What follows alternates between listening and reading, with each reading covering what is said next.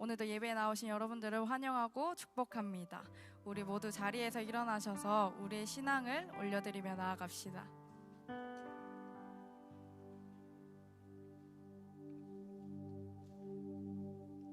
우리의 신앙입니다. 나는 전능하신 아버지 하나님, 천지의 창조주를 믿습니다. 나는 그의 유일하신 아들, 우리 주 예수 그리스도를 믿습니다. 그는 성령으로 잉태되어 동정녀 마리에게서 나시고 본디오 빌라도에게 고난을 받아 십자가에 못 박혀 죽으시고 장사된 지 사흘 만에 죽은 자 가운데서 다시 살아나셨으며 하늘에 오르시어 전능하신 아버지 하나님 우편에 앉아 계시다가 거기로부터 살아있는 자와 죽은 자를 심판하러 오십니다. 나는 성령을 믿으며 거룩한 공교회와 성도의 교제와 죄를 용서받는 것과 몸의 부활과 영생을 믿습니다. 아멘. 우리 오늘은 특별히 부활주일입니다. 고난주간을 어떻게 생각하며 지내셨나요? 제가 고난주간을 보내면서 사실 절기가 주는 효과가 있었던 것 같아요. 이번 주는 고난주간이니까 또 오늘은 부활주일이니까 하면서 예수님을 더 생각하려고 노력했던 것 같은데 이 시간 우리 찬양 시간에서도 한 주간 그 주님을 충분히 묵상하지 못했다면 묵상했으면 좋겠다라는 생각을 했습니다. 그래서 부활주일이어서 너무 기쁘고 신나고 감사하지만 그 마음을 담아서 우리가 예수님을 쭉 묵상하는 찬양 시간이 되었으면 좋겠어요. 그래서 제가 불필요한 멘트랑 이런 거를 하지 않을 예정입니다. 그냥 쭉 콘티대로 찬양을 부를 예정이니까 여러분께서도 예수님을 생각하시면서 부활주의를 생각하시면서 쭉 찬양하며 나아가시길 소망합니다. 찬양합시다.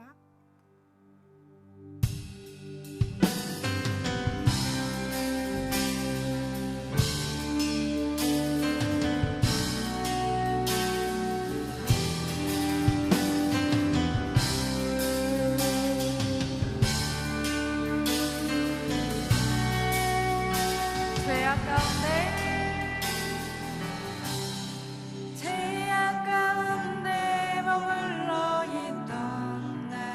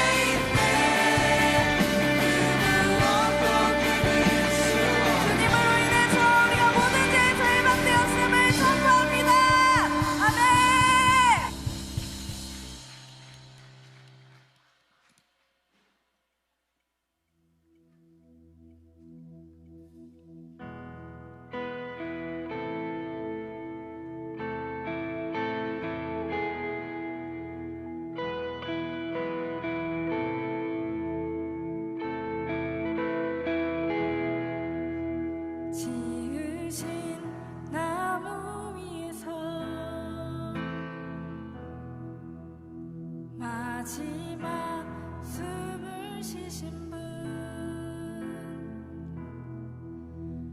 눈물도 고통도 죽음도 우릴 위해 견디신 예수를 깊이 생각합니다. 무례한 함성 속에서, 무례한 함성 속에서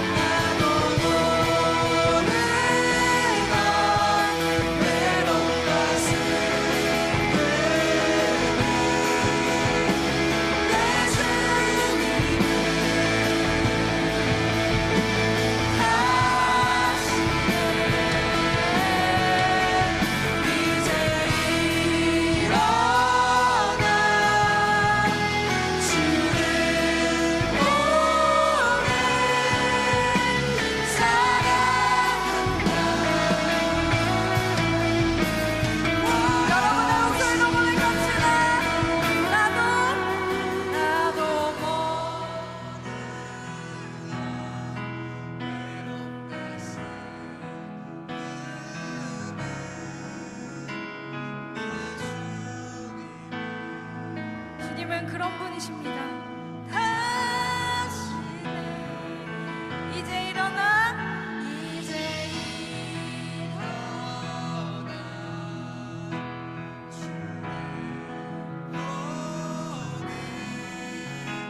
사랑한다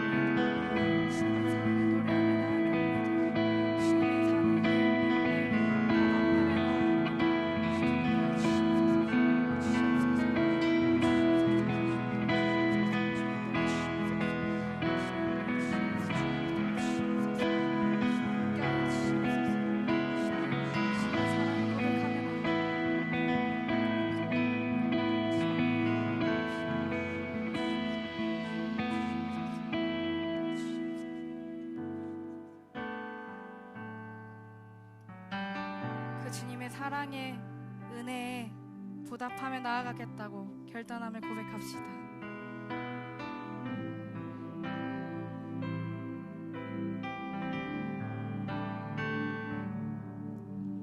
내 입술에 주를 향한 사랑이 나의 말에 주가 주신 진리로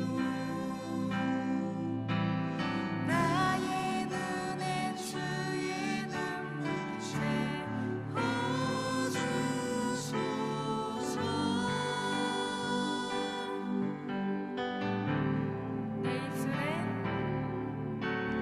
내 입술엔 찬양의 향기가 두 손에는 주를 닮은 섬김이 나의 삶에 주의 흔적 남게 하소서.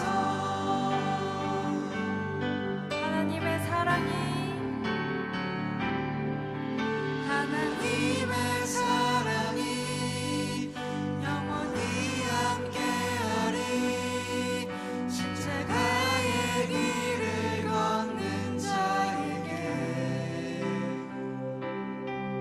순교자의 삶을 사는 이에게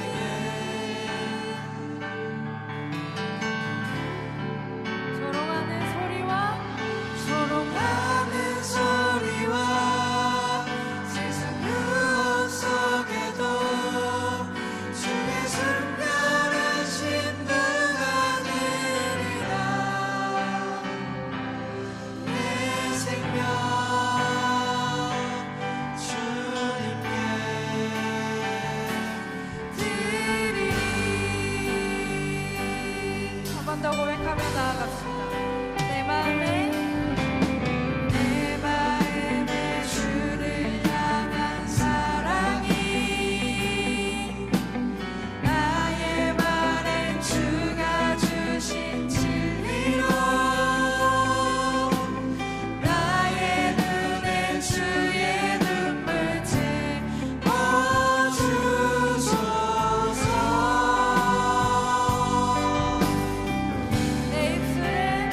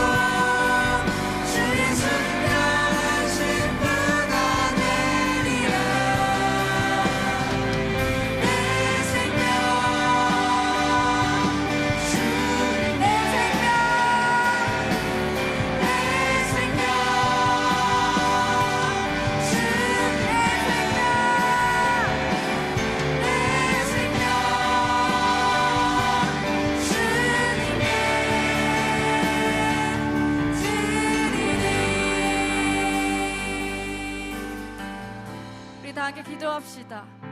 우리가 결단하며 찬양했던 것처럼 부활의 주님께서 우리를 찾아오시고 그 은혜와 사랑을 우리에게 주셔서 우리가 주님께 이렇게 나아가며 찬양하고 예배할 수 있습니다. 그 은혜를 기억했으면 좋겠어요. 우리가 세상에서 주님을 선택하는 이유도 주님의 그 사랑이 너무나도 크고 그 희생을 기억하기 때문에 이 세상에서 주님을 담대하게 선포하며 선택하며 살 수 있도록 그렇게 결단하며 나아갑니다. 우리 이 시간 주님 그 십자가 은혜, 제가 고난주간이라서 부활주알이어서 생각하는 것이 아니라 그 십자가를 이미 받았음을 선포하며 이 사랑을 품고 이 세상을 살아갈게 도와주시옵소서. 주의 순결한 신부가 되어 주님과 함께 이 세상을 살아가게 하여 주시옵소서. 결단하며 예배를 위해서 기도하며 나아갑시다. 주님, 그렇습니다. 주의 은혜가 너무나도 크기 때문에 주의 은혜가, 주의 사랑이 우리가 이미 받은 그 보답이 너무나도 크기 때문에 찬양하며 예배하며 나아갑니다. 주님, 이것이 주의 예배를 끝나는 것이 아니라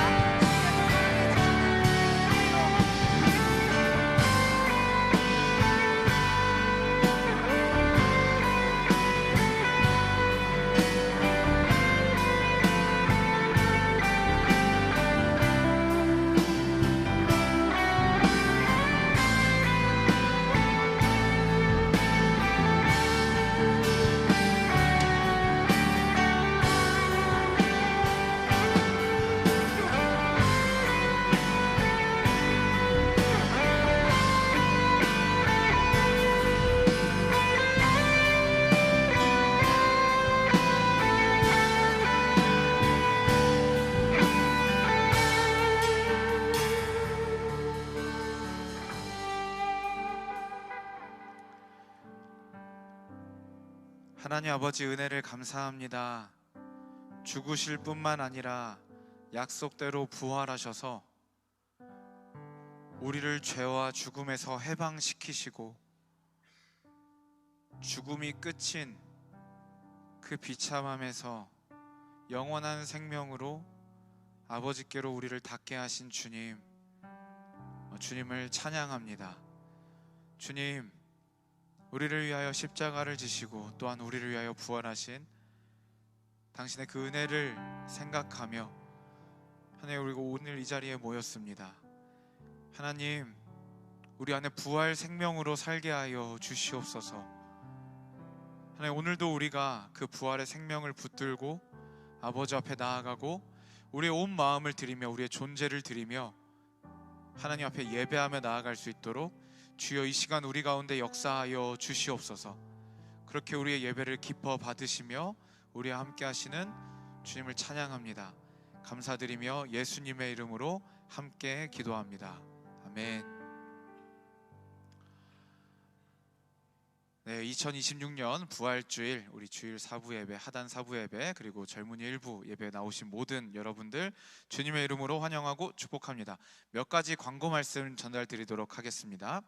오늘 우리 교회에 처음 오신 분들, 그리고 우리 새가족 교육 1, 2, 3주차를 받고 계신 분들, 4주차까지 분들은 예배가 마친 뒤에 옆 건물 1층에 카페로 와주시면 새가족 교육 안내를 해드리겠습니다. 저희는 총 4번의 새가족 교육을 수료하여서 정식 저희 멤버가 되는 절차를 가지고 있습니다. 그래서 새가족 교육을 꼭 받아주시기를 부탁드립니다. 두 번째 광고입니다. 오늘 우리 부활절 이어가지고 우리 칼레오의 풍성한 부활절 행사들이 준비되고 있습니다. 그래서 우리 가장 먼저 들어오실 때 우리 새가족 팀이 뭔가 암송을 조각내서 들고 있었던 것 같죠? 거기서 문제가 나올 것 같아요. 그쵸? 왠지 그런 느낌이죠? 그것도 있고, 우리 또 그 달걀 모형도 여러분들 가지고 들어오셨을 거고, 예배 후에는요 여러분 이제 부활 카페와 에그 헌팅이 진행이 됩니다. 부활 카페는 5층이고 부활 카페는 3층이고 맞죠? 에그헌팅은 5층에서 진행이 되는데요. 우리 A조, B조로 움직이기로 했어요. 그래서 내가 A조인지 B조인지는 여러분 그 나무 단톡방 보시면 알 수 있고요. A조는 먼저 여기서 가서 이제 부활 카페와 에그헌팅을 먼저 관람하시고 참여하시고 그 다음에 시간이 되면 모여서 전도를 나가고, 그리고 나머지는 전도 먼저 갔다가 그 다음에 부활 카페와 에그헌팅에 참여하도록 하겠습니다. 여러분, 우리가 예수 그리스도를 증언하는 사명이 있지 않습니까? 그렇죠? 그런데 평소에 그렇게 우리가 즐겨하지 못할 때가 많단 말이죠. 그런데 오늘은 우리가 예수님의 부활을 자랑하고 알리는 날입니다. 오늘만큼은 다 같이 우리 거리로 나가서 예수님 부활하셨습니다, 우리 주님 부활하셨습니다 라고 이 세상 가운데 알리는 시간 꼭 가지면 좋겠습니다. 물론 여러분 거절 받을 거고 어쩌면 조롱 받을지도 모릅니다. 그러면 여러분 약간 천국 상금 플러스 10점 약간 포인트 적립하는 느낌으로다가, 그렇게 하지 않으셔도 그냥 주님 기뻐하시니까 우리 열심히 전도에 참여하면 좋겠습니다. 네, 다음 광고입니다. 우리 워십 나이트 지금 준비되고 있습니다.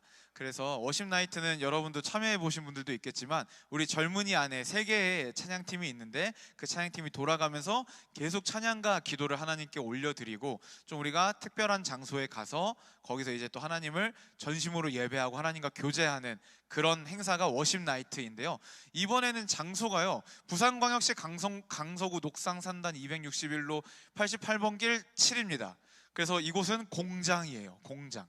그래서 이번에는 공장 부지에서 우리가 함께 예배를 드리면서, 그렇다고 여러분 막 먼지 날리고 그러지 않고 그 탁 트인 주차장이거든요. 거기서 함께 예배하면서 이번에는 특별히 정말 하나님께서 이 부산 땅의 산업과 이 부산의 청년들의 그런 앞길을 열어주시기를 간구하는 마음으로 또 한 번 저곳에 모여서 예배를 심도록 하겠습니다.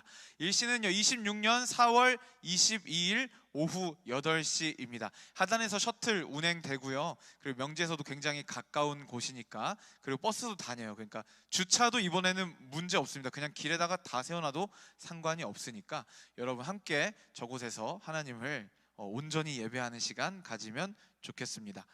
그리고 그 다음에 이제 프라이온 광고도 있는데요. 이번 주 프라이온 정상적으로 진행이 되는데, 이번에는 특별히 프라이온에서 젊은이 2부 중보기도국에서 이제 기도 제목을 적어서 제출을 하면 또 열심히 일주일 동안 기도해주는 이벤트를 하고 있다고 합니다. 그래서 여러분도 혹시 나 혼자 기도하기 힘들고 누군가가 함께 기도해 주셨으면 하는 분들이 있으면 거기서도 기도 제목을 작성하시면 좋을 것 같습니다. 네, 다른 광고들은 여러분 주보를 참조해 주시면 될 것 같습니다. 헌금을 위해 기도하겠습니다. 하나님 아버지 감사합니다. 오늘도 우리가 준비한 예물을 하나님 앞에 올려드립니다. 하나님, 정말로 우리가 이미 받은 것들이 모두 다 주님께로부터 왔음을 고백하며 드리는 그 손길과 마음을 주님 받아주시고, 하나님 우리 중에 그 누구도 인색하거나 당위성 때문에 억지로 드리는 자 없게 하시고, 정말로 주님 앞에 감사함과 기쁨으로 드리는 우리의 예배가 될 수 있도록, 우리의 고백이 될 수 있도록 주님 이 시간 우리 가운데 축복하여 주시옵소서. 드리는 모든 손길 주님 아시오니 축복하시고 은혜를 베풀어 주셔서 물질의 궁핍함으로 시험 들고 넘어지는 인생이 아니라 하나님 그의 나라와 그의 의를 먼저 구할 때 풍성하게 채우시는 하나님의 은혜를 간증하는 인생 될 수 있도록 하나님 역사하여 주시옵소서. 우리의 마음을 받아주시는 주님을 찬양합니다. 감사드리며 예수님의 이름으로 기도합니다. 아멘.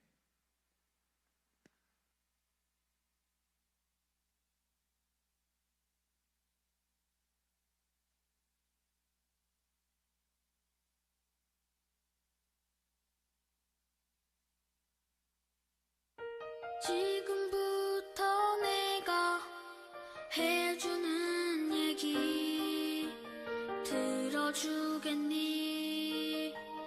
믿어주겠니? 옛날 어느 나라에 함께 살았던 왕자와 왕의 이야기. 언제부턴가 그 나라에는 몹쓸 병이 돌고 있어요.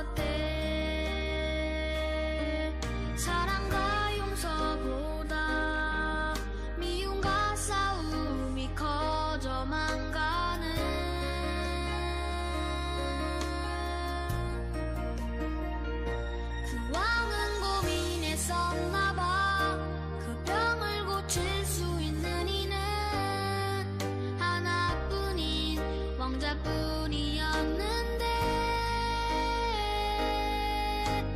그걸 모르는 어리석은 백성이 왕자님을 해치게 될 것을 알았던 거야. 그때 왕자님이 말했대. 사랑하는 저들을 위해서 제 영혼을 아버지께 드려요. 당신의 사랑, 그 위대하신 사랑을 전하러 그 어디든 맨발로 찾아갈게요. 사랑을 나눠줄게요.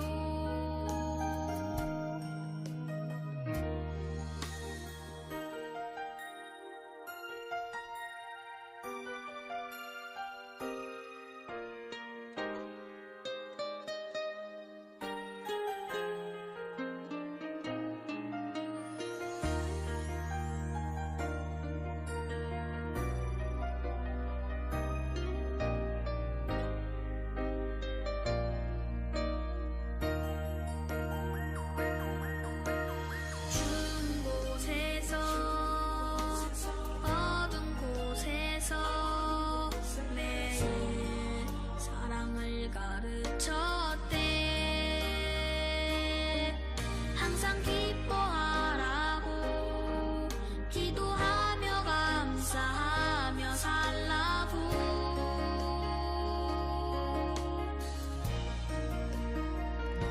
그러던 어느 날이었지. 어리석은 백성들이 그만 왕자님을 해치고야만 거야.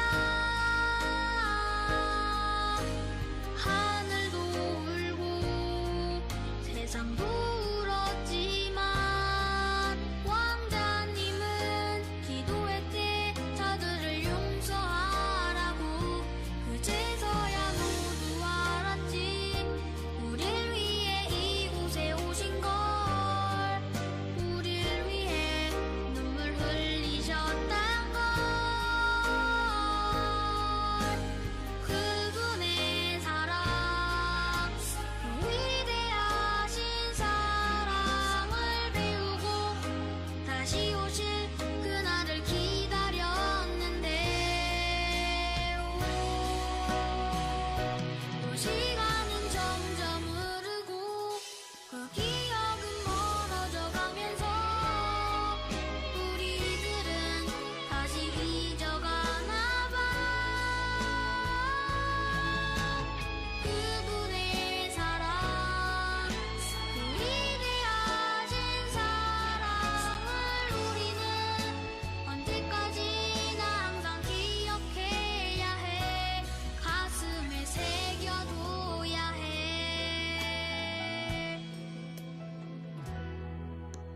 세상에서 가장 귀한 이야기.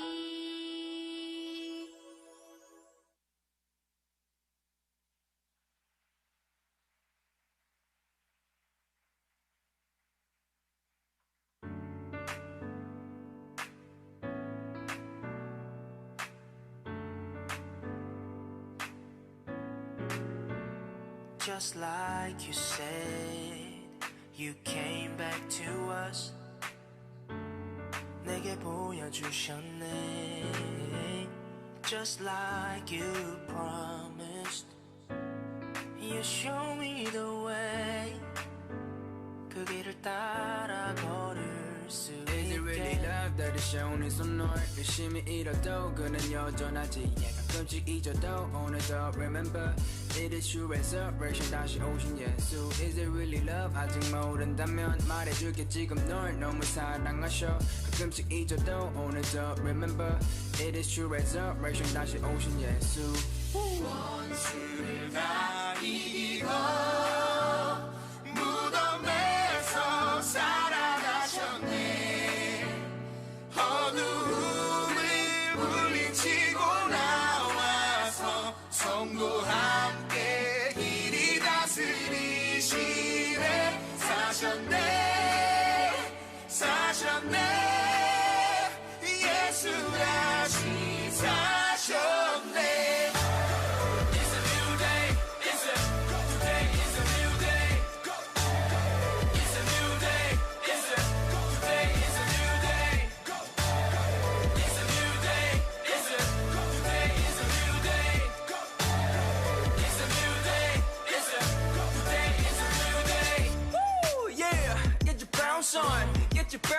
Jesus, Hadashi music on the building. Bum key, Augusta choir by my side. Let us sing it loud. Reason for breathing. Sing it one more time, say. He's reason. Yes. He's reason. Hallelujah, everybody say. He's reason. 계시네. 말씀이시네. 믿고 찬양해. 할렐루야. 예수 다시 사셨네.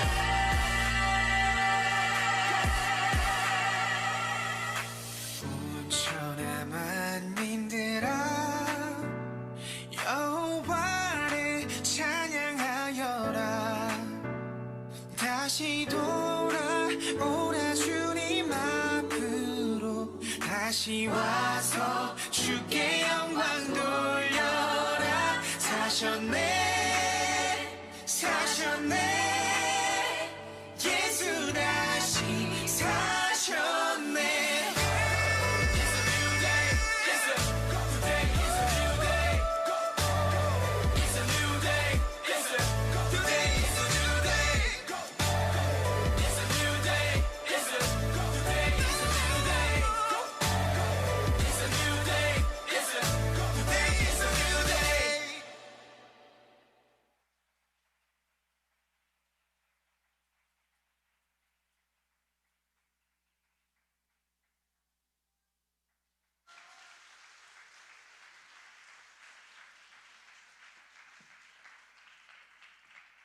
네, 다시 한번 우리 예수님의 부활을 축하하면서 멋진 무대 보여주신 문화사역팀과 객원분들에게 박수로 우리 감사의 마음을 전하도록 하겠습니다.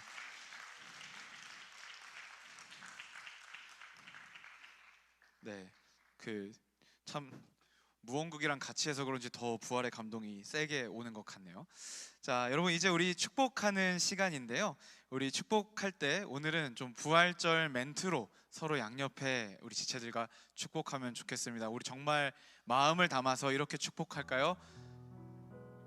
예수님 부활하셨어. 대박. 예수님 부활하셨어. 어떻게? 예수님 부활하셨어. 예수님 부활하셨어. 와, 대박. 예수님 부활하셨어. 와. 네, 예수님 부활하셨습니다. 정말 그 부활도 우리를 위한 것이라는 걸 기억하면 좋겠고요. 우리 좀 특별히 또 우리 박수로 또 축하할 지체들이 있습니다. 오늘 우리 학습 입교 세례식이 있었어요. 부활절날 또 되게 유익한 시간이었는데요. 호명하는 지체들 다 같이 일어나면 한 번에 박수 치겠습니다. 니시나무 김세연, 이소연, 이래나무 최원석, 라파나무 김규남, 김예림, 샬롯나무 이지혜, 올람나무 전민준, 엘리온나무 노재민, 김지우, 원영식, 로이나무 윤호준, 성현서, 삼마나무 변재니, 원세영. 다 자리에서 일어나주세요. 일어나주세요. 자, 우리 너무 축하한다고 박수로 축하해주면 좋겠.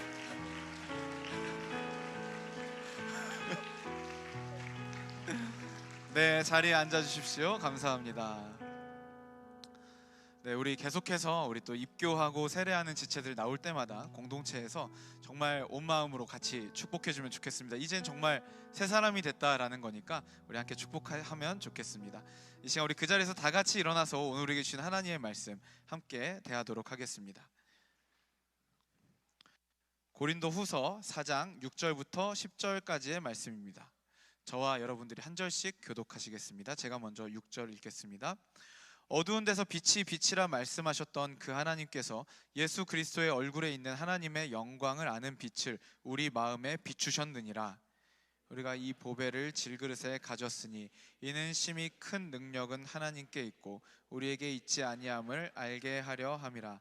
우리가 사방으로 우겨쌈을 당하여도 쌓이지 아니하며 답답한 일을 당하여도 낙심하지 아니하며 박해를 받아도 버림바 되지 아니하며 거꾸로 트림을 당하여도 망하지 아니하고. 함께 읽겠습니다.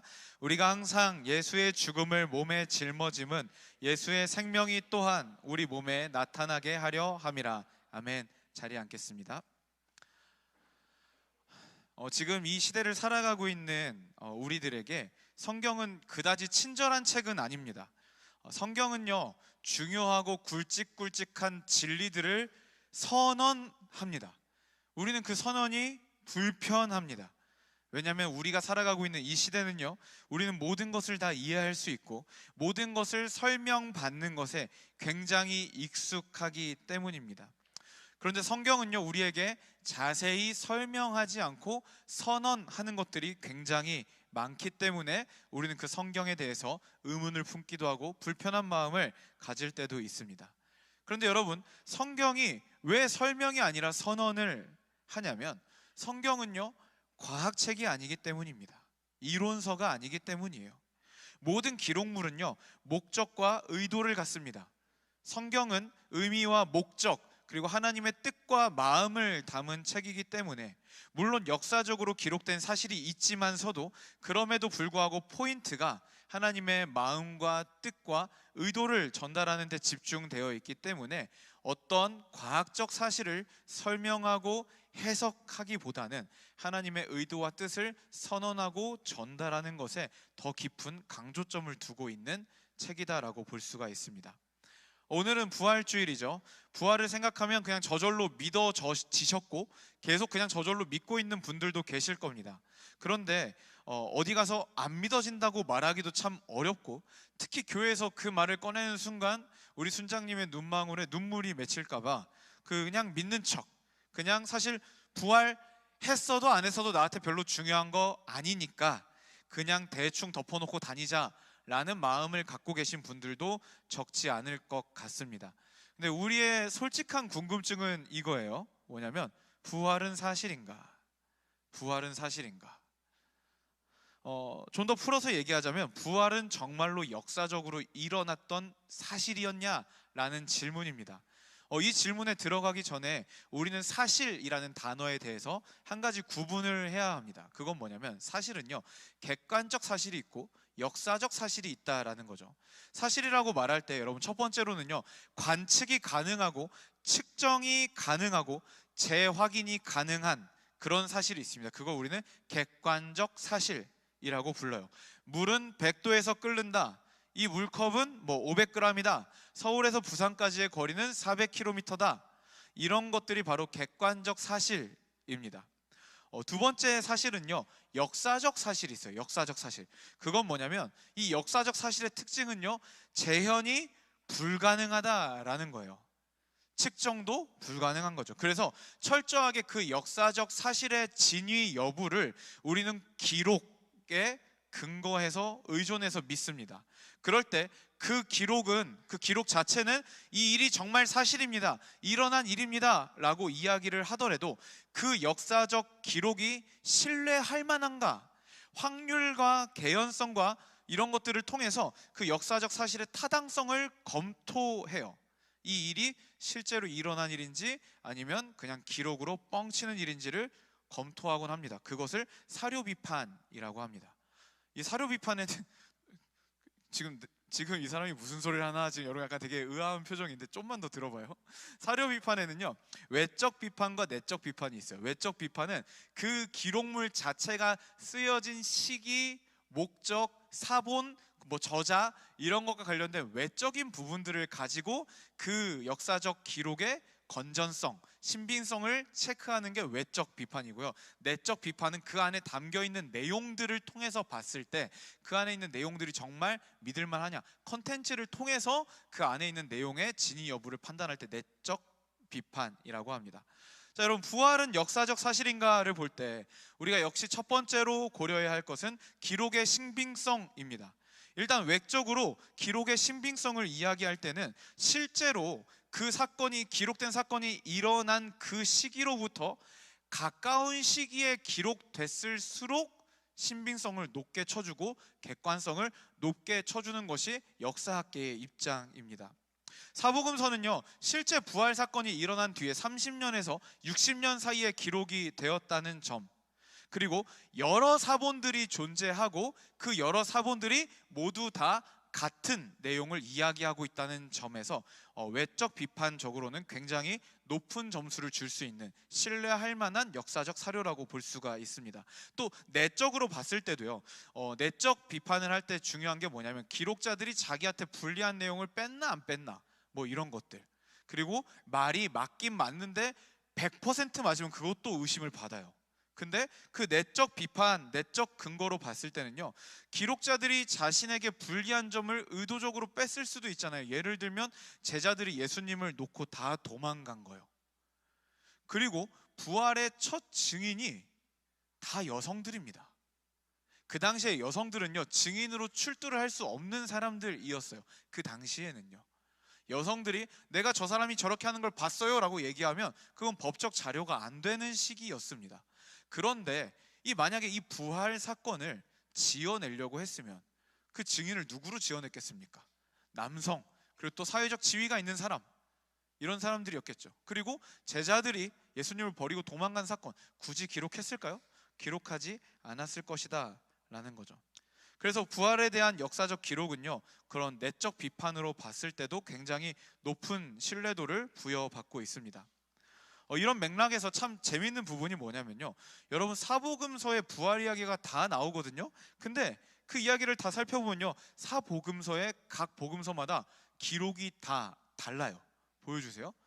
그래서 찾아간 시간만 봐도 마태, 마가, 누가는 뭐 얼추 맞는 것 같은데 요한복음은 아직 어두울 때, 예수님을 증인들이 찾아간 시기가 다르고, 제일 우리가 어이없는 건 증인의 명단이 다릅니다. 마태복음은 막달라 마리아, 다른 마리아, 마가복음은 막달라 마리아, 야고보의 어머니 마리아, 살로메, 누가복음은 또 이런 사람들, 요한복음은 막달라 마리아 혼자. 여기서 교집합은 막달라 마리아밖에 없네요. 그렇죠? 자, 그 부활의 증인들이 가서 만난 존재가 누구냐? 마태복음은 천사 1명, 무덤 밖 돌 위에 앉아 있었대요. 마가복음은 청년 1명, 뭐 이것도 천사라고 우리가 치면은 뭐 일치한다고 볼 수도 있겠죠. 근데 무덤 우편에 앉아 있었다. 누가복음은 2사람이 있었어요. 찬란한 옷을 입고 곁에 서 있고, 요한복음은 천사 2명 무덤 안에 흰 옷을 입고 앉아 있었습니다. 그리고 그 증인들이 그 예수님을 대면했는가 안 했는가도 말이 달라져요. 마태복음은 이 증인들, 증인 명단에 있는 사람들이 예수님을 직접 봤습니다. 마가복음은 못 봤어요. 누가복음은 못 봤습니다. 그리고 이후에 엠마오로 가는 2 제자들에게 예수님이 나타나신 게 처음이에요. 요한복음은요, 직접 봤습니다. 막달라 마리아가.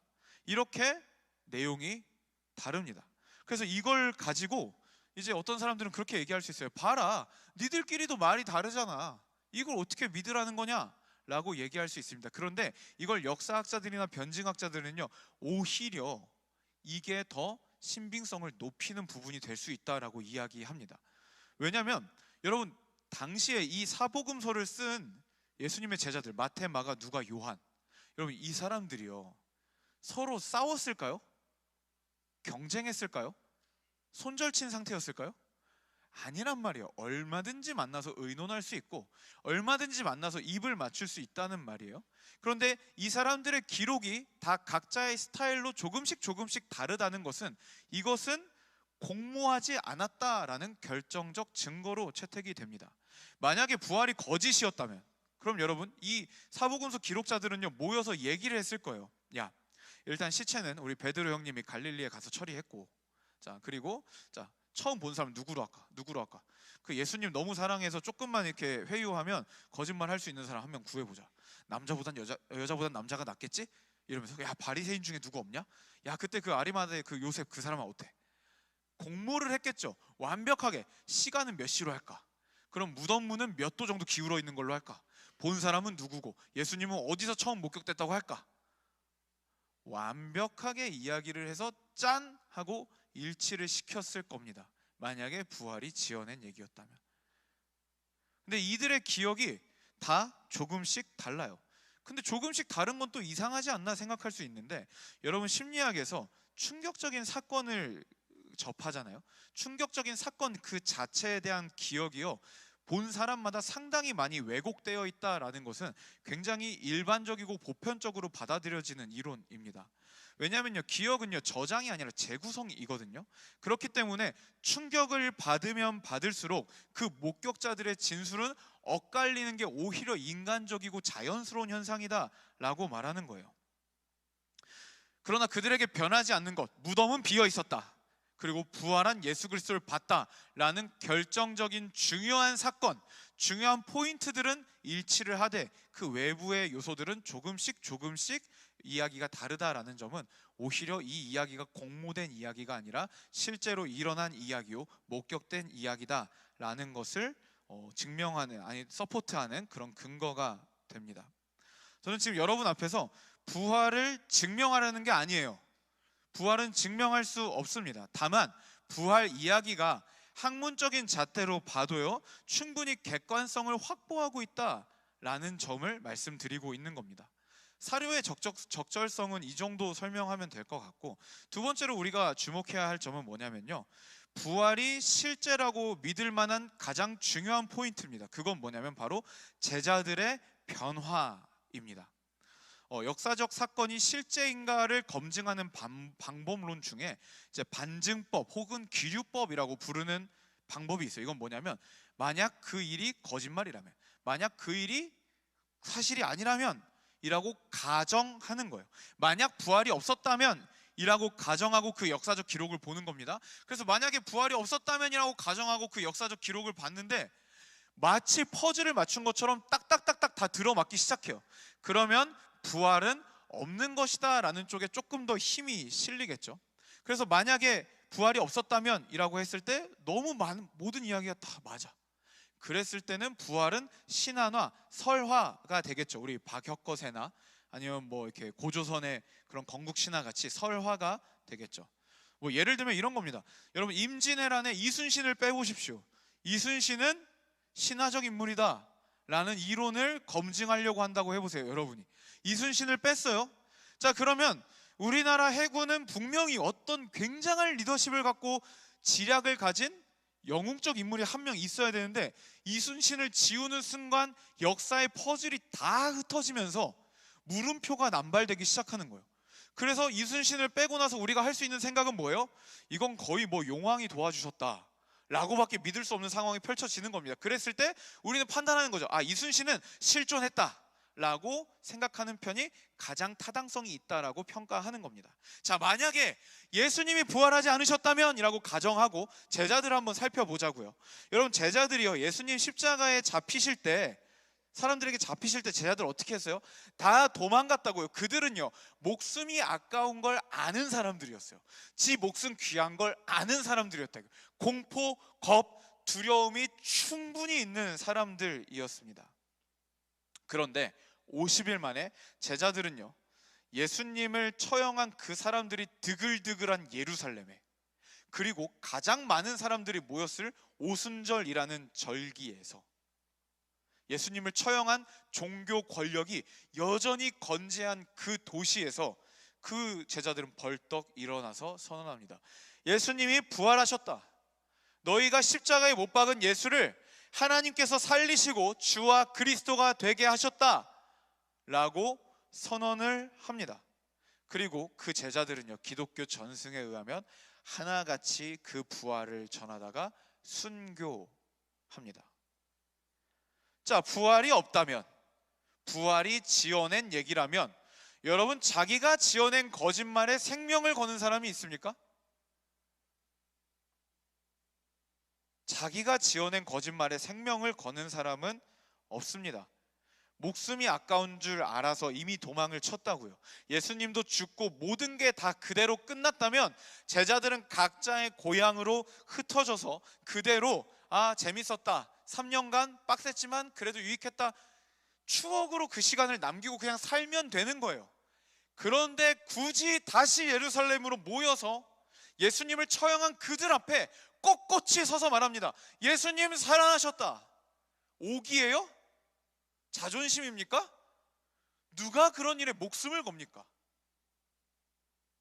이런 정황으로 봤을 때 이 제자들의 변화된 삶, 이것은요, 예수 그리스도의 부활이 일어났다라고 믿는 것이 훨씬 더 개연성이 높다라고 판단하게 만드는 굉장히 중요한 포인트입니다.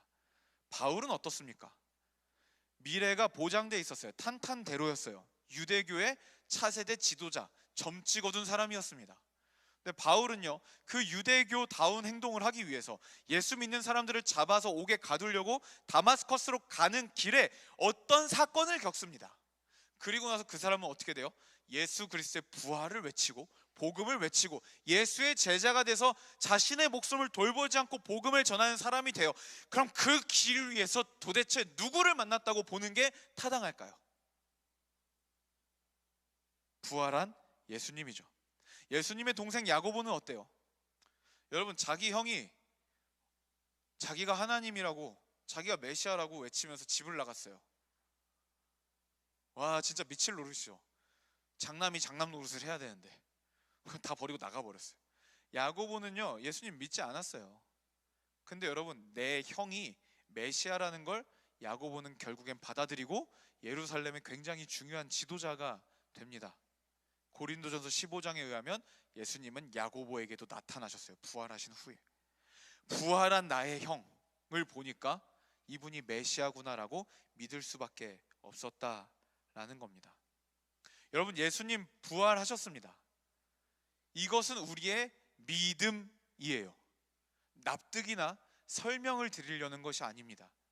예수님의 부활은 우리의 믿음입니다. 그러나 여러분, 여전히 우리 안에 그런 일이 어떻게 가능한가라고 과학적 사고, 과학으로 설명되지 않으면 거짓이다라고 생각하는 사고에 갇혀 계신 분들이 있다면 여러분, 부탁드립니다. 인간이 만든 이론과 기술로 전부 다 설명이 되고 해석이 되는 초월자, 그게 정말 초월자가 맞나요? 우리랑 똑같은 수준인데요. 우리는 그런 존재가 우리의 영혼을 구원할 수 있다고 믿는 게 더 기적 아닙니까? 오늘 우리는 예수 그리스도의 부활을 믿음으로 받아들이기를 간절히 소망합니다. 여러분, 예수님 부활하셨습니다. 근데 그 부활은요, 그냥 죽었던 한 개인이 다시 살아났다라는 것, 물론 그것만 해도 엄청난 사건이죠. 그런데 그렇게 따지면 예수님이 나사로도 살리셨잖아요. 구약에서도 엘리야가 과부의 아들을 살리는 사건이 있습니다. 그런데 여러분, 그들의 부활은 분명하지만 그들의 부활은 기념하지 않습니다. 우리는 오직 예수님의 부활만 기념합니다. 왜냐하면 예수님의 부활은요, 특별한 의미가 있기 때문입니다. 그분의 부활의 의미를 두 가지로 한번 살펴보도록 하겠습니다. 먼저 첫 번째로는요, 예수님의 부활의 의미 첫 번째는 바로 죽음의 몰락입니다. 여러분, 태초에 아담과 하와가 범죄한 이후부터 이 세상은요, 죽음이 다스렸습니다. 죽음이 이 세상의 왕이 되었어요. 그래서 죽음이 정한 질서대로 죽음이 다스리는 이 세상이 되었습니다. 여기서 죽음은요, 단순히 죽어서 호흡이 멈추고 생명이 떠나는 것만을 말하지 않습니다. 사망의 질서, 정말 그 죽음의 프레임이 다스렸다라는 말이에요. 이 질서 속에서 모든 인간은요, 죽음을 두려워하면서 살다가 죽음으로 귀결되는 운명을 맞이하게 됩니다. 그 누구도 이 운명을 벗어날 수가 없었어요. 이 질서 안에서 죽음은 왕이었습니다. 이 질서 하에서 단지 말 그대로 죽음만 왕노릇을 한 것은 아니에요. 죽음의 질서, 즉 죽음과 맥락을 같이 하는 것들이 있어요. 뭐 질병, 노화, 육체적, 정신적 고통, 이별, 상실, 배신, 고립, 외로움, 두려움, 허무, 공허, 절망, 죄책감, 죄, 탐욕, 이기심, 경쟁, 폭력, 전쟁, 불의, 이런 것들이 죽음의 질서를 형성하면서 이 세상을 다스려 왔단 말입니다. 여러분, 무슨 말인지 이해가 됐어요? 죽음이 다스렸다는 의미가 뭔지 알겠어요? 단지 그냥 총 쏘면 빡 하고 죽는 그 죽음뿐만이 아니라 그 죽음의 하수인들, 그 죽음과 결을 함께하는 죽음스러운 것들, 온갖 좌절과 절망과 아픔과 우울함과 이 모든 것들이 죽음과 맥락을 같이 하는 죽음의 하수인이었다라는 거죠. 그들은요, 이 죽음의 시스템을 지탱하고 죽음의 왕권을 공고하게 하는 그런 역할을 했습니다. 그런데 여러분, 예수님께서 죽으시고 부활하심으로 무너뜨린 것이 바로 이 죽음의 질서입니다. 히브리서 2장 14절 15절 보시면요, 우리 함께 읽어볼까요? 시작. 자녀들은 혈과 육에 속하였음에 그도 또한 같은 모양으로 혈과 육을 함께 지니심은 죽음을 통하여 죽음의 세력을 잡은 자 곧 마귀를 멸하시며 또 죽기를 무서워함으로 한평생 매어 종노릇하는 모든 자들을 놓아주려 하심이니. 아멘. 예수님은 인간으로 이 땅 가운데 오셔서 인간이 되어 죽으심으로 말미암아 그 죽음을 수단으로 죽음을 죽이셨습니다. 예수님은 인간이 되셔서 당신의 죽음을 수단으로 죽음을 죽이셨습니다. 그래서 죽기를 무서워함으로 한평생 죽음에 매여 종노릇하는 모든 자들을 놓아주셨다라는 것이 성경의 증거입니다. 그래서 그 결과 죽음은 몰락합니다. 죽음의 왕국에서 떵떵거리며 왕권을 자랑하던 그 죽음은요, 한순간에 왕권을 잃고 아무것도 아닌 존재가 되어버립니다. 죽음은 왕이었습니다. 죽음은 모든 사람에게 두려움이었습니다. 죽음은 이 세상 어디서나 통하는 법칙이었습니다. 그런데 여러분, 예수 그리스도께서 죽음을 죽이신 이후에 어떻게 되냐면요, 죽음은요 최종적인 절망의 지위를 잃어버렸어요. 죽음은 단지 우리가 마라톤을 열심히 뛰고 나를 기다리고 있는 그냥 피니시 라인과 똑같은 거예요. 그거 끊어봤어요? 저 못 끊어봤는데. 그거 끊으면 기분이 얼마나 좋을까요? 얼마나 좋을까요? 피니시 라인이에요. 와, 내 인생의 경주가 마쳤구나. 한계가 가득했고 고통과 아픔과 변수와 슬픔이 가득했던 이 인생길을 내가 다 마쳤구나 라는 기쁨과 환희, 그 통로로 전락해버린 것이 현재의 죽음입니다. 죽음은요, 우리의 눈물을 닦아주시고 우리의 모든 고통을 위로하시고 다시는 슬픔과 고통이 없는 그 나라로 가는 문이 되어버렸어요. 예전에는 죽음이 어흥하고 나타나면 우리는 어떻게든지 피해보려고 벌벌 떨고 구석지에 숨었다고요. 근데 이젠 죽음이 어흥하고 나타나도 웃습니다. 일찍 왔네. 나 제법 빨리 달렸을지도. 피할 이유가 없는 거예요. 물론 여러분, 달리기 다 하고 가세요. 죽음은 좋은 거야 하고 막 앞당기시면 안 됩니다. 달리기 다 끝내고 가기. 여러분 휴가를 떠나는 비행기를 타는 기분 떠올려 보세요. 정말 열심히 일했어요. 그래서 휴가 가려고 막 2주치 일을 일주일에 다 끝냈어. 막 너무 힘들게. 그리고 나서 여러분 캐리어를 하나 들고, 캐리어는 붙입시다. 캐리어는 붙이고 가방을 하나 메고 여러분들이 제일 좋아하는 사람과 여러분들이 제일 좋아하는 나라에 일주일 동안 휴가를 간다. 얼마나 설레요? 이젠 그게 죽음이 돼버린 거예요. 죽음은 더 이상 우리에게 공포나 우리를 두렵게 만들고 우리를 지배하는 수단이 아니라 그냥 우리의 완성으로 가는 문, 그냥 게이트. 그렇게 죽음은 몰락해 버렸습니다. 죽음은 예수 그리스도의 부활로 완전히 몰락했습니다. 그래서 바울은 고린도전서 15장 55절에서 죽음을 이렇게 조롱합니다. 사망아, 너의 승리가 어딨냐? 사망아, 네 쏘는 거, 네 무기가 어딨냐? 너 이제 뭘로 나 괴롭힐래? 이제 뭘로 왕노릇할래? 너 이제 아무것도 아니야 라고 이야기하는 겁니다. 이것이 예수의 부활이 우리에게 펼쳐준 현실입니다. 이 선언은요, 사망은 실질적으로 우리의 존재를 어찌할 수 없다는 담대한 선언이며 사망에 대한 조롱입니다. 이게 예수님의 부활이 우리에게 가져다 준 현실이에요. 예수님의 부활이 우리에게 준 변화 두 번째는 뭐냐면 바로 짠, 오늘을 사는 힘을 주셨다라는 겁니다. 사실 예수님께서 죽으심으로 죽음을 죽이시고 부활하심으로 부활의 첫 열매가 되시고 우리의 의로움의 증거가 되어주시고 우리의 부활의 보증이 되어주시고 우리의 영생의 보증이 되어주시고 이런 이야기 여러분 많이 들었잖아요. 그렇죠? 그런데 여러분, 우리는 어떻습니까? 지금 우리의 현실은 어떻습니까? 우리는 여전히 사망이 두려울 때가 많습니다. 사망까진 가지도 않아요. 아직 젊으니까.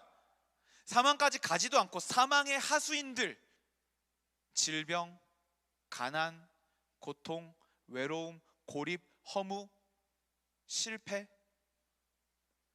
이런 것들 앞에도 우리는 충분히 두려워하고 벌벌 떨 때가 얼마나 많이 있습니까? 여전히 사망과 그 질서를 서포트하는 사망의 하위 존재들에게 우리는 여전히 떨고 있고 삶이 통째로 흔들릴 때가 참 많이 있습니다. 여러분, 이거는요, 예수님이 다 이기셨는데 니네 왜 그래? 정신 차려. 비난하려는 게 아니에요. 사망은요, 법적으로는 그 힘을 잃었지만 여전히 사망의 영향력은 주님이 다시 오실 때까지 이 땅 가운데 남아있기 때문에 이런 현상이 발생합니다. 그래서 우리는 여전히 사망의 질서를 마주하면서 이 땅을 살아가고 있습니다. 마치 한 왕국이 전쟁에서 졌지만 그 전쟁의 패배를 인정하지 못하고 곳곳에 숨어서 여전히 항전하고 있는 그 나라의 패장병들처럼요. 사망은 여전히 그 싸움을 계속하고 있어요. 사망의 영향력은 아직도 이 땅 가운데 그 질서와 힘을 발휘하고 있어요. 그게 사실은 아니에요. 걔네는 패잔병이에요. 걔네는 졌어요. 걔네들 운명은 결정되어 있습니다. 하지만 여전히 우리에게 영향을 주고 있는 이 현실, 이것도 사실이라는 거죠. 그 사망의 여전한 영향력 속에서 우리는 그 사망의 지배를 당하는 것 같은 상황을 굉장히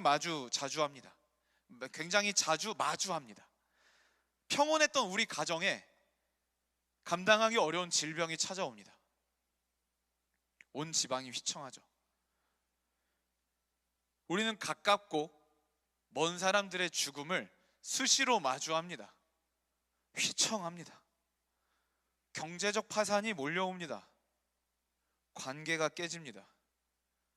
우리는 여전히 죽음과 그 죽음의 하위 질서들을 마주할 때마다 여전히 휘청휘청하고 여전히 그들에게 종노릇해야 될 것 같고 여전히 그 종노릇을 하는데 익숙해져서 그들 앞에 무릎 꿇고 엎드려 있는 상태로 우리의 시절들을 보낼 때가 여전히 많이 있습니다. 그런데 여러분, 오늘 우리가 읽은 본문은 이렇게 이야기합니다. 8절부터 10절까지 한번 보여주시면, 우리가 사방으로 우겨쌈을 당하여도 쌓이지 않습니다. 답답한 일을 당하여도 낙심하지 않습니다. 박해를 받아도 버림받지 않습니다. 거꾸로 뜨림을 당하여도 망하지 않습니다.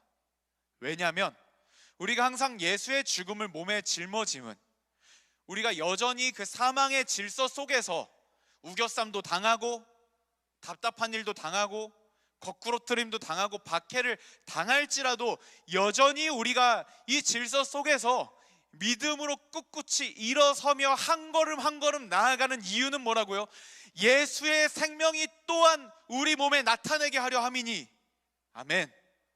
예수 그리스도의 그 부활의 생명이 우리 몸에 나타나고 그 사망을 이기고 그 사망을 우리가 짊어지고 꾸역꾸역 걸어가고 버티는 그 한 걸음 한 걸음을 통해서 드러나는 것은 예수의 생명이기 때문입니다. 사망의 질서는 여전히 우리를 우겨싸고 답답하게 합니다. 우리가 항상 예수의 죽음을 몸에 짊어지고 살아갑니다. 여전히 죽음의 질서 바뀐 게 없는 것 같고, 예수님 부활하셨다고 하는데 내 현실에는 아무 도움이 안 되는 것 같은 현실을 우리가 실제로 살아가고 있다고요. 그래서 그런 삶을 살아가다가 예수님 부활하셨습니다. 그러니까 우리는 이제 더 이상 절망할 필요가 없습니다. 얘기해도 와닿지가 않아요. 왜냐하면 내 삶은 절망할 것 투성이니까요. 그래도 절망하지 말자고 얘기하면 우리가 뭐라 그래요? 목사님, 그거 정신승리예요. 근데 여러분, 이거 정신승리 아니에요. 제가 예전에도 한번 설명해 드린 적이 있어요. 미국에서 흑인 노예들이 해방이 된 적이 있잖아요. 해방이 됐잖아요. 근데 그 전까지 주인한테 맨날 매맞고 폭력당하고 심심하면 맞고 그냥 그런 인생을 평생 살았다고 생각해 봅시다. 40년, 50년. 근데 내가 해방이 됐어요. 해방이 됐는데 주인이 어느 날 시내에서 만났어. 똑같은 평민인데 그 주인을 만났을 때 심장이 콩닥콩닥 뛰고, 그 주인이 헬로우 하고 손을 올렸는데 나도 모르게 주눅 들고, 그 주인을 만난 그날 하루가 정말 지옥 같았어, 마음이. 여러분, 그러면 그 사람은 여전히 노예인 건가요?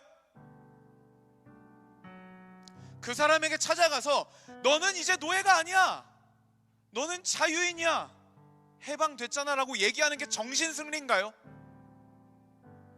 아니에요. 이건 정신승리가 아니라 이미 일어난 사실을 다시 한번 우리에게 믿음으로 적용시켜서 이미 일어난 사실대로 살게 만드는 힘입니다.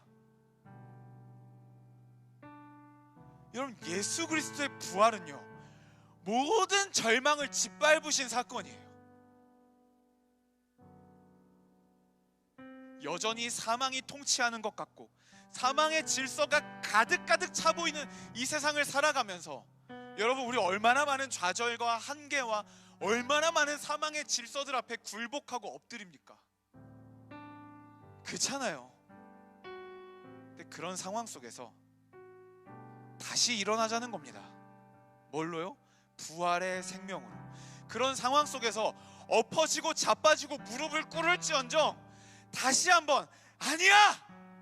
우리 예수님 부활하셨어. 예수님의 부활의 생명이 지금 내 안에 있어. 이야기하면서 그 절망이 나를 길들이려고 하고 그 절망이 나를 계속 찍어 누를 때 다시 일어나자는 거예요. 그거면 됩니다. 그게 부활 생명을 우리가 살아내는 것이고, 그것이 그 부활 생명을 우리가 전하는 우리의 방식인 줄 믿습니다. 여러분, 제가 여러분들 정말 최대한 많이 만나려고 노력하는데 만날 때마다 집으로 돌아가는 길에 저도 많이 울어요. 힘든 사람 앞에서 같이 우는 게 도움이 될 때도 있지만 더 절망스럽게 만들 때도 있어서 눈물을 꾹 참고 집에 돌아가면서 저도 많이 운다고요. 하나님, 저 친구 인생이 왜 저럴까요? 하나님, 저 친구 인생에 일해주세요. 하나님, 저 친구 인생은 왜 좌절 넘어 좌절입니까? 왜 아무리 기도해도 저 친구의 인생은 나아지지 않습니까? 왜 이렇게 사망이 지배하는 것 같죠? 하나님, 뭐 좀 해주세요. 저도 답답하고 저도 눈물 날 때가 많아요.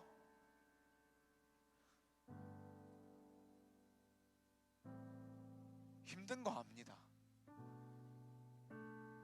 하나에 겨우 이겨냈는데 또 하나의 사망이 나를 덮치고, 겨우 이겨냈더니 또 하나의 사망이 나를 덮치고, 이젠 무서워서 일어나지도 못하는 그런 마음들도 너무 이해합니다.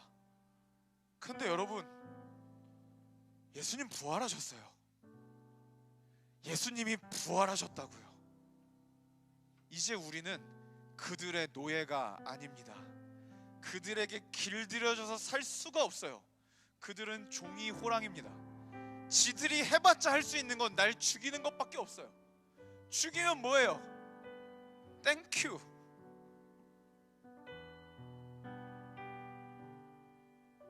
이게 우리의 현실입니다. 여러분, 생명을 삽시다. 여러분, 생명을 삽시다. 죽음에 눌리지 말고 부활의 생명을 살아갑시다. 매일매일 그 부활 생명을 묵상하고 곱씹으며 나에게 찾아오는 그 죽음의 질서들 앞에 저항하고 물리치고 찢어버리고 생명으로 나아가는 저와 여러분들이 되시기를 이 부활주일에 주님의 이름으로 진심으로 축복합니다. 이 시간 우리 함께 또 찬양하고 결단하고 기도하며 나아가면 좋겠습니다.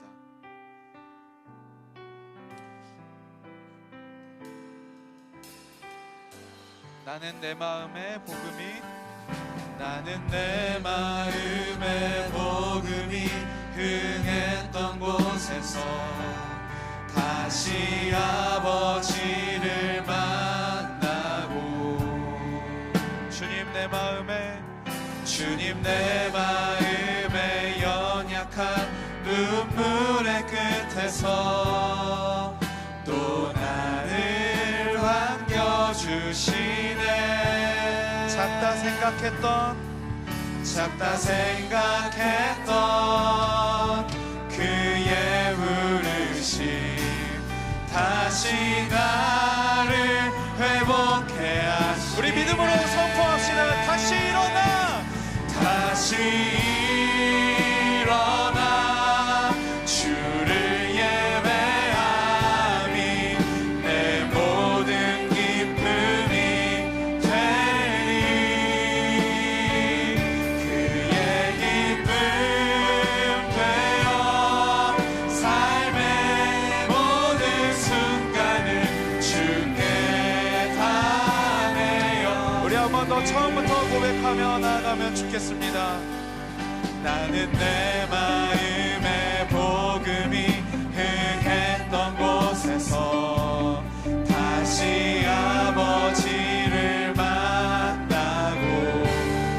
주님 내 마음에 주님 내 마음에 연약한 눈물의 끝에서 또 나를 반겨주시네.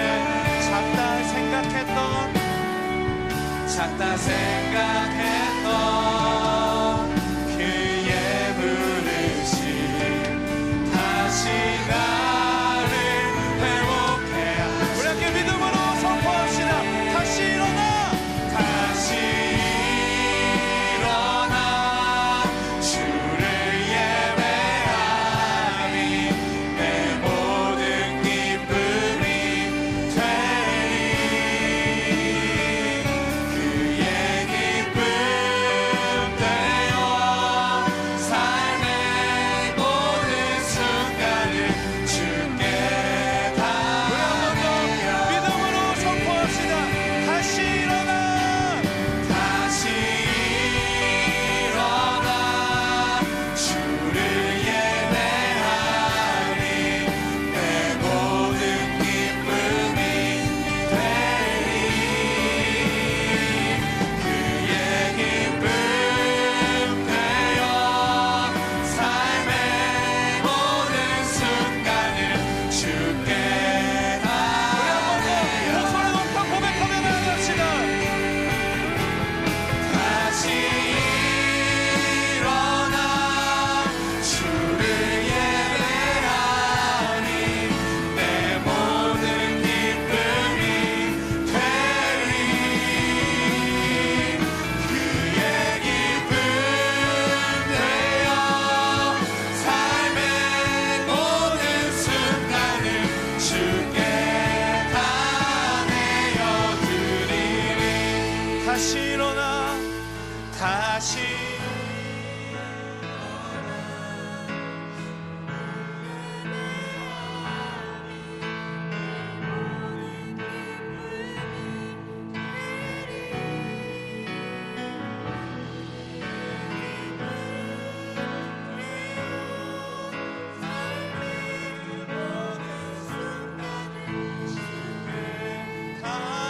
우리 한 번 더 결단하며 선포하며 나아갑시다. 다시 일어나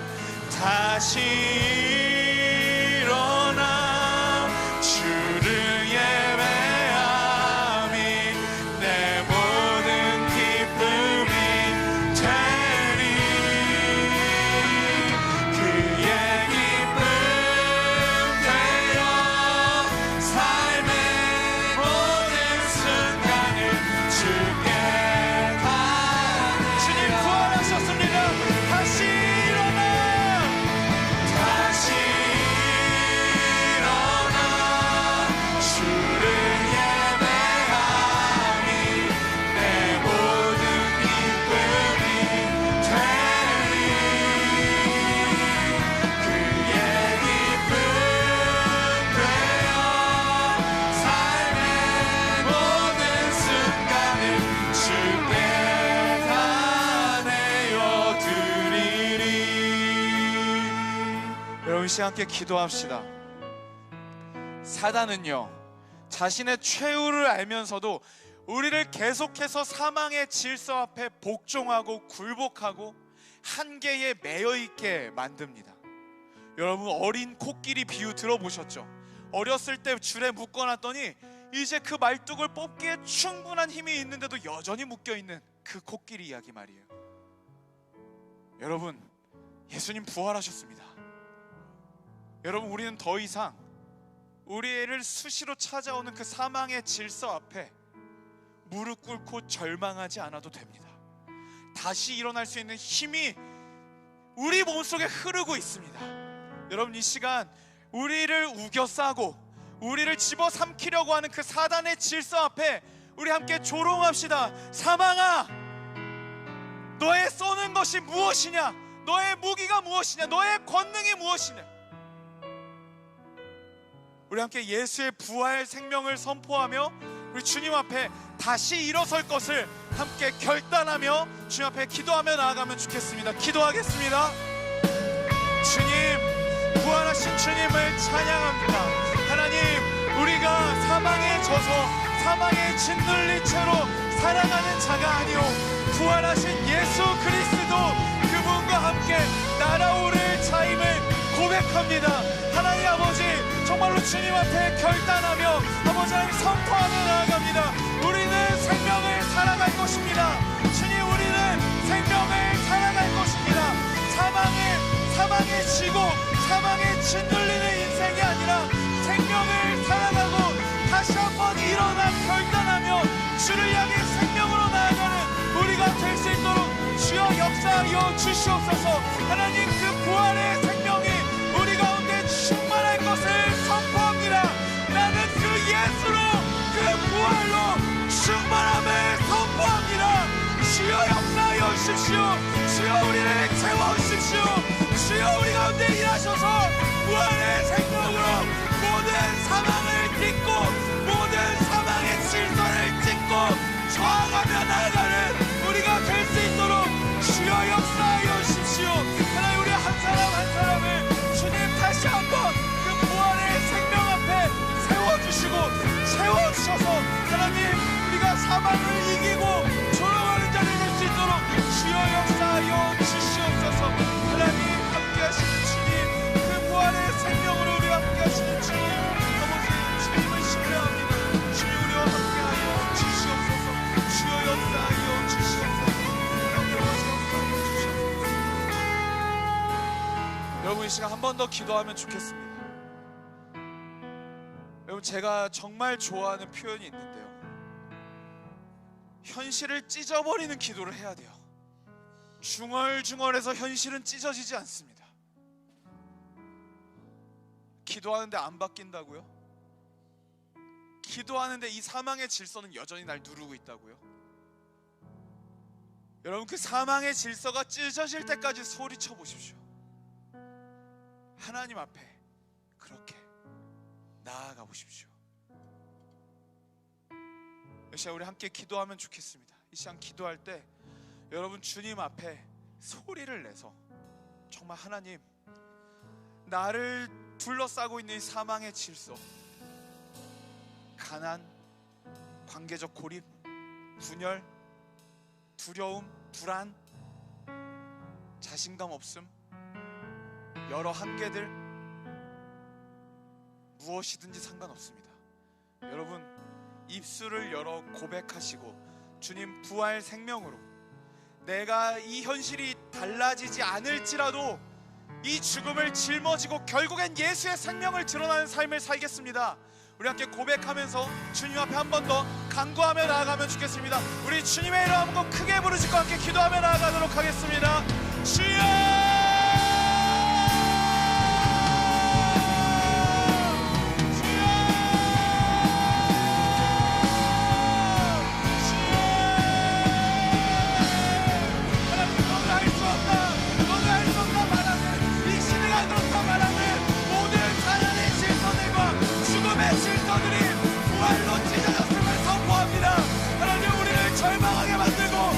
주저앉게 만들고 하나님 우리가 부활 생명으로 일어나지 못하게 만드는 아버지 하나님 모든 사단의 거짓말들과 사단의 안주인들이 십자가로 멸망하였음을 선포합니다. 주여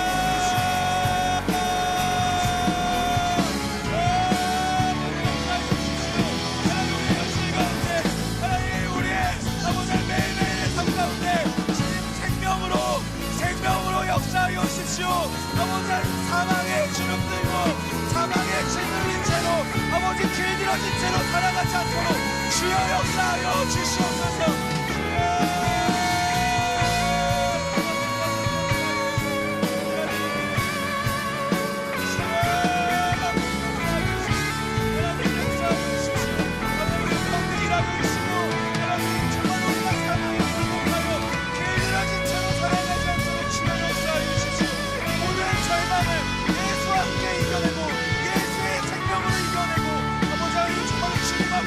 담대하게 나아가는 우리의 시간 될 수 있도록 주여 역사하여 주시옵소서.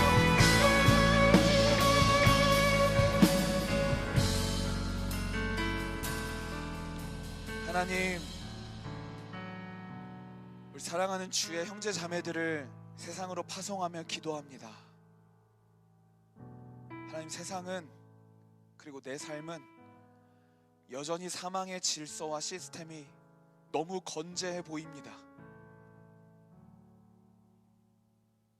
온갖 좌절과 한계, 질병과 고통, 외로움과 두려움, 공허함과 온갖 사망의 시스템이 번갈아가면서 우리를 공격하고 번갈아가면서 우리를 위협하며 여전히 우리를 죽음의 시스템 앞에 길들여진 채로 살아가게 하고 있습니다. 하지만 주님, 우리는 예수 그리스도의 부활을 믿습니다. 그 부활의 생명을 믿습니다.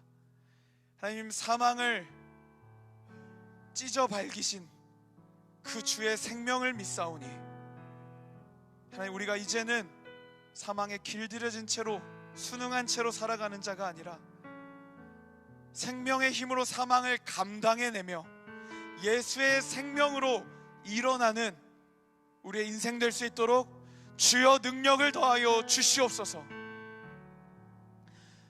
지금은 우리 구주 예수 그리스도의 은혜와 하나님의 사랑과 성령의 교통하심이 부활의 능력을 믿고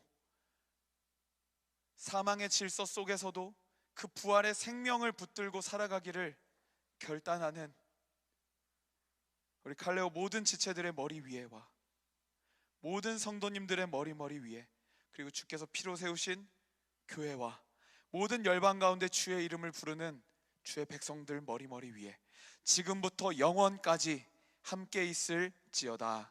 아멘. 여러분, 예배를 마쳤습니다.